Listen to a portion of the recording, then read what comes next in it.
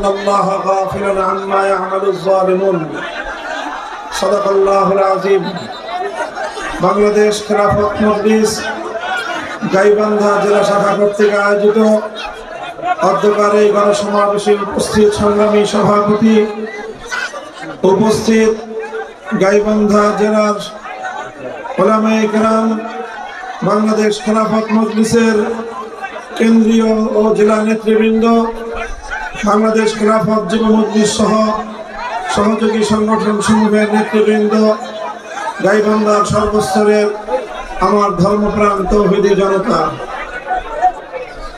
সর্বপ্রথম আমি আল্লাহ পাক রব্বুল আলামিনের দরবারে শুকরিয়া আদায় করছি, যেই মহান রব্বুল আলামিন বাংলাদেশের মানুষের বুকের উপর চেপে বসা স্বৈরাচারী ফ্যাসিস্ট জালিম শাহী শেখ হাসিনাকে উৎখাত করে এদেশের মানুষকে মুক্ত বাতাসে নিঃশ্বাস গ্রহণ করার তৌফিক দান করেছেন, সুযোগ করে দিয়েছেন। আল্লাহুম্মা লাকাল হামদু ওয়া লাকাশ শুকর। আমি শেখ হাসিনার এই দীর্ঘ 15 বছরের স্বৈর শাসনের জাতাকলে পিষ্ট হয়ে এবং তার জুলুম নির্যাতন খুন গুম হত্যাকাণ্ডের শিকার হয়ে যে সকল প্রাণ ঝরেছে, শাহাদাত বরণ করেছেন যারা, তাদের সকলকে শ্রদ্ধা করে আমি স্মরণ করছি। 2009 সালের পিলখানা ট্রাজেডিতে শাহাদাত বরণকারী 57 জন দেশপ্রেমিক সেনা কর্মকর্তা, 2013 সালের 5ই মে শাপলা চত্বরে নবী প্রেমিক তৌহিদি জনতার উপর রাতের অন্ধকারে গুলি চালিয়ে হত্যা করা হয়েছে যে সকল বীর শহীদানদেরকে। 2013 সালে আল্লামা সাঈদী রাহিমাহুল্লাহর বিরুদ্ধে মন গড়া নাটক মঞ্চস্থ করা, মৃত্যুদণ্ডের রায় ঘোষণার পর কোরআন প্রেমিক জনতা বাঘ ভাঙ্গা জোয়ারের মতো রাজপথে নেমে আসলে পাখির মতো গুলি করে শতাধিক কোরআন প্রেমিক জনতাকে হত্যা করে স্বৈরাচারী জালিম শেখ হাসিনা। 2021 সালে বাংলাদেশের স্বাধীনতার সুবর্ণ জয়ন্তী উদযাপনকালে ভারতের গুজরাটের কসাই খ্যাত নরেন্দ্র মোদীকে বাংলাদেশে এনে এদেশের মুসলমানদের হৃদয়ে আঘাত করার প্রেক্ষিতে হেফাজতে ইসলাম বাংলাদেশের প্রতিবাদী মিছিলে ব্রাহ্মণবাড়িয়া, হাটহাজারী সহ দেশের বিভিন্ন অঞ্চলে নির্বিচারে গুলি করে হত্যা করে 25-30 জন হেফাজতের নেতাকর্মীকে। 2024 সালের সর্বশেষ জুলাই এবং আগস্ট মাসে ইতিহাসের বর্বরতম হত্যাযজ্ঞ চালায় ফ্যাসিবাদের বিরুদ্ধে বৈষম্য বিরোধী ছাত্র আন্দোলনের সারা বাংলাদেশের প্রতিটি জনপদে শেখ হাসিনার নির্দেশে তার হাতুড়ি লীগ, হেলমেট লীগ, ছাত্রলীগ, যুবলীগ তার সন্ত্রাসী বাহিনীদের নির্বিচার হত্যাকাণ্ডের শিকার হয়ে, গণহত্যার শিকার হয়ে সহস্রাধিক বাংলাদেশের ছাত্র জনতা, এমনকি 3 বছরের শিশু পর্যন্ত শেখ হাসিনার জুলুম থেকে রেহাই পায়নি, হত্যা করা হয়েছে তাদেরকে। বাংলাদেশের মানুষের ট্যাক্সের পয়সা দিয়ে কেনা, দেশ এবং জনগণের নিরাপত্তার দায়িত্বে নিয়োজিত হেলিকপ্টারগুলোকে ব্যবহার করে আকাশ থেকে গুলি করে নির্বিচারে হত্যা করা হয়েছে।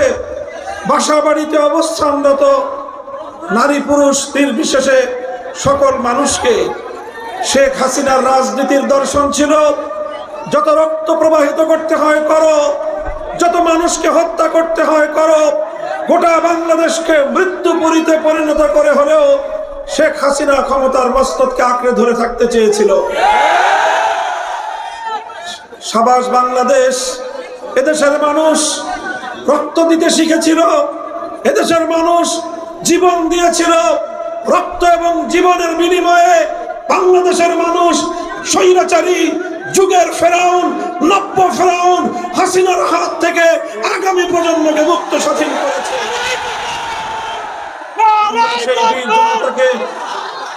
আমরা সেই বীর জনতাকে সশ্রদ্ধ সালাম জানাই, তাদের রুহের মাগফিরাত কামনা করি এবং আগামী জাতির নেতৃত্ব, আগামী প্রজন্মকে বলতে চাই, আমরা যদি বৈষম্যহীন বাংলাদেশ গড়তে না পারি, তাহলে এই সহস্র প্রাণের কাছে বাংলাদেশ একটি বিশ্বাসঘাতক জাতি হিসেবে পরিচিত হয়ে যাবে।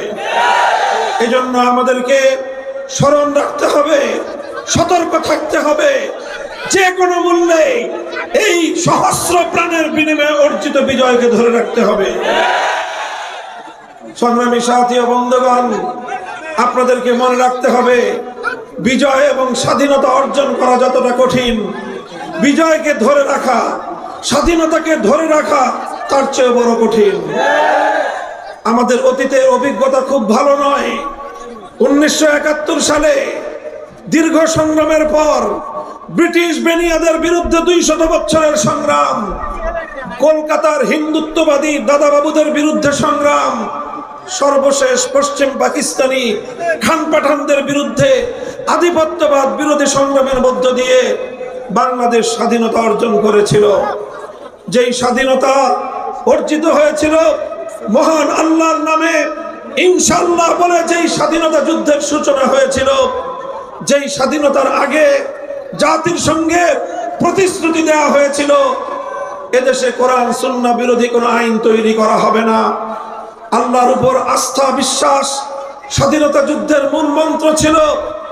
কিন্তু আমরা দেখেছি 1971 সালের 16ই ডিসেম্বর বাংলাদেশ মুক্ত এবং স্বাধীন হওয়ার কয়েক মাসের ব্যবধানে বাংলাদেশের তৎকালীন 7 কোটি মানুষের ইচ্ছা এবং অভিপ্রায়কে দুপায়ে দলে ভিনদেশী একটি রাষ্ট্রের প্রেসক্রিপশন অনুযায়ী দেশ বিরোধী, জাতির চেতনা বিরোধী, হাজার বছরের বাংলাদেশের জাতির ঐতিহ্য বিরোধী একটি সংবিধান এদেশের মানুষের কাঁধের উপর চাপিয়ে দেওয়া হয়েছিল। আর এভাবেই আমাদের 71-এর এবং 71 পূর্ববর্তী দীর্ঘ সংগ্রাম, দীর্ঘ লড়াইয়ের চেতনাকে, ঐতিহ্যকে ছিনতাই করা হয়েছিল। 2024 সালের জুলাই এবং আগস্ট মাসে যে বিপ্লব সংগঠিত হয়ে গেল, এই বিপ্লবকে যেন কেউ ছিনতাই করতে না পারে, এজন্য আমাদেরকে সোচ্চার থাকতে হবে। মনে রাখতে হবে, শেখ হাসিনা 50 বছর রাজনীতি করেছে। শেখ হাসিনার রাজনীতি ছিল প্রতিশোধের রাজনীতি, শেখ হাসিনার রাজনীতি ছিল বিভাজনের রাজনীতি, মুক্তিযুদ্ধের নামে ব্যবসার রাজনীতি। অথচ শেখ হাসিনার পরিবারের কোন সদস্য মুক্তিযুদ্ধে শাহাদাত বরণ করে নাই, তার কোন সদস্য রণাঙ্গনে মুক্তিযুদ্ধ করে নাই।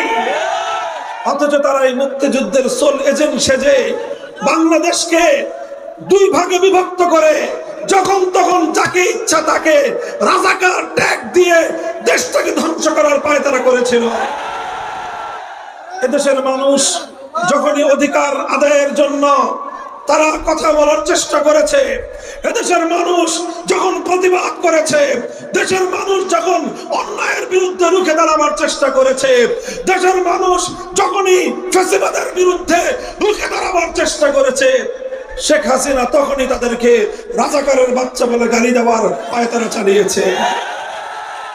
এভাবেই শেখ হাসিনারা একদিকে মুক্তিযুদ্ধকে পুঁজি করে দেশকে বিভক্ত করার রাজনীতি করেছে, আরেকদিকে সংখ্যালঘুদেরকে নির্যাতন করে, সংখ্যালঘুকে নির্যাতন করে তাদের অধিকারগুলো কেড়ে নিয়ে বাংলাদেশে একটি বিভক্ত সমাজ গঠন করার, একটি দেশকে বিভক্ত করার পায়তারা চালিয়েছিল।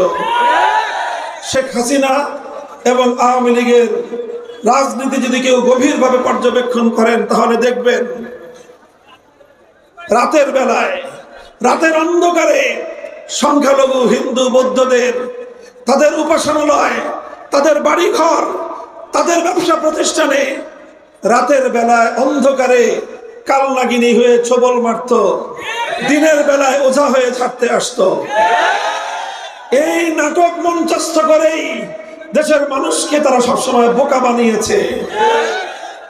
এখন আর এই নাটকের নায়ক নায়িকা কলাকুশীলভরা কেউ নাই বাংলাদেশে, এখন আর সংখ্যালঘু নির্যাতনের নাটকও নাই। আমাদেরকে সজাগ থাকতে হবে, তারা কিন্তু আবার এই পায়তারা চালাতে পারে। শেখ হাসিনা বলেছিল শেখ হাসিনা পালায় না, বলেছিল। শেখ হাসিনা বাংলাদেশে আছে এখন? কোথায় গেছে? পালাইছে। শেখ হাসিনা পালিয়ে গেছে। আমার বড় করুণা হয় যারা দীর্ঘদিন ধরে আওয়ামী লীগের রাজনীতি করতেন তাদের জন্য। তারা আগামী দিনে বাংলাদেশের মানুষের কাছে কোন মুখে রাজনীতির কথা বলবেন?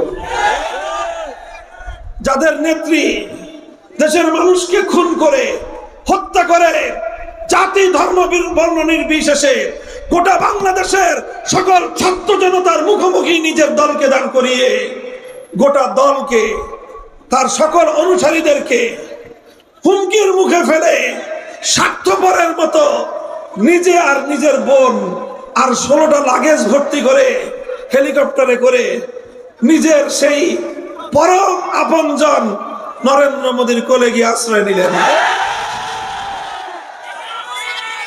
একবারও চিন্তা করেন নাই তার এই ধ্বংসের রাজনীতি, তার এই হত্যার রাজনীতির কারণে তার দলের নেতাকর্মীদের কি পরিণাম হবে একটাবারও ভাবেন নাই। আগামী দিনে যারা অতীতে যারা আওয়ামী লীগের রাজনীতি করতেন, আপনাদের একটা বড় অপরাধ আছে, ভুল আছে। ভুলটা হলো শেখ হাসিনার মতো একজন মানসিক বৈকল্যের শিকার, একটা সাইকোপ্যাথ, চরম মানসিক প্রতিবন্ধী একটা লোককে প্রতিহিংসার রাজনীতি করবার জন্য বাংলাদেশের মানুষের কাঁধের উপর আপনারা চাপিয়ে দিয়েছিলেন। এই সুযোগ নিয়ে এদেশটাকে সে গুম করে একটা মৃত্যুপুরীতে পরিণত করেছিল। আর দেশের লক্ষ লক্ষ কোটি টাকা পাচার করে এই দেশের খেটে খাওয়া মেহনতি কৃষক, শ্রমিক, মজদুর আর বিদেশি রেমিটেন্স যোদ্ধারা মাথার ঘাম পায়ে ফেলে বাংলাদেশে রেমিটেন্স পাঠায়। সেই টাকা লক্ষ লক্ষ কোটি টাকা সে পাচার করে গোটা বাংলাদেশের অর্থনীতির ভিতকে সে ধসিয়ে দিয়েছে। সে চেয়েছিল বাংলাদেশটাকে একটা পরনির্ভরশীল দেশে পরিণত করতে, কিন্তু এদেশের মানুষ দেখিয়ে দিয়েছে যে আমরা দরিদ্র হতে পারি। দেশ রক্ষার্থে চূড়ান্ত মুহূর্তে গোটা বাংলাদেশ আজ ঐক্যবদ্ধ। শেখ হাসিনা নাকি এখন সীমান্তের কাছাকাছি কোথাও আছে, চট করে ঢুকে পড়তে পারে। তুমি চট করে ঢুকে পড়ো, পট করে দেশের মানুষ তোমাকে প্যাকেটে ভরে ফেলবে।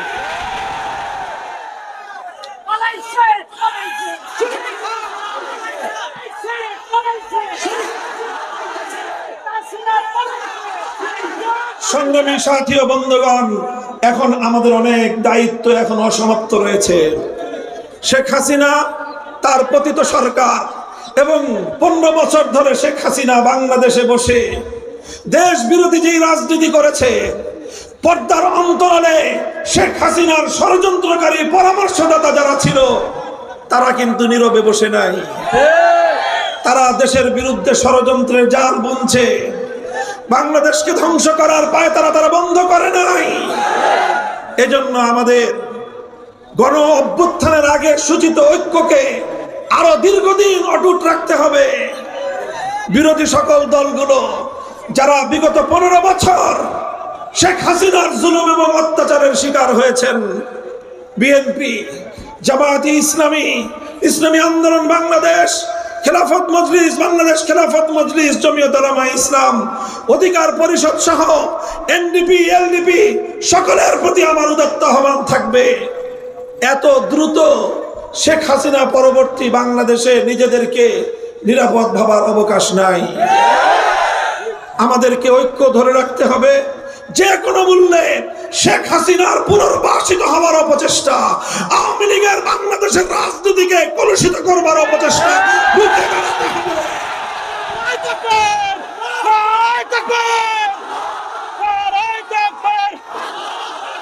অপশক্তি কোনোভাবেই যেন বাংলাদেশে আবার সাম্প্রদায়িকতার বীজ বাষ্প ছড়াতে না পারে, সেই জন্য আমাদেরকে সোচ্চার থাকতে হবে।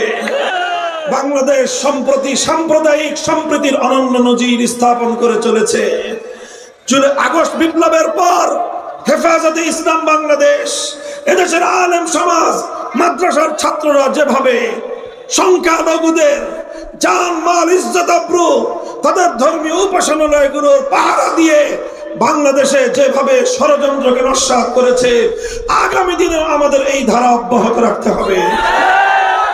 এদেশের 90% মানুষ মুসলমান, সংখ্যাগরিষ্ঠ মুসলমান। তোমাদেরকে মনে রাখতে হবে, ইসলাম তোমাকে দায়িত্ব দিয়েছে, যত সংখ্যালঘু হিন্দু বৌদ্ধ খ্রিস্টান এদেশে থাকে তাদের নিরাপত্তার দায়িত্ব তোমাদের কাঁধে আল্লাহ এবং তার রাসূলের পক্ষ থেকে আমানত।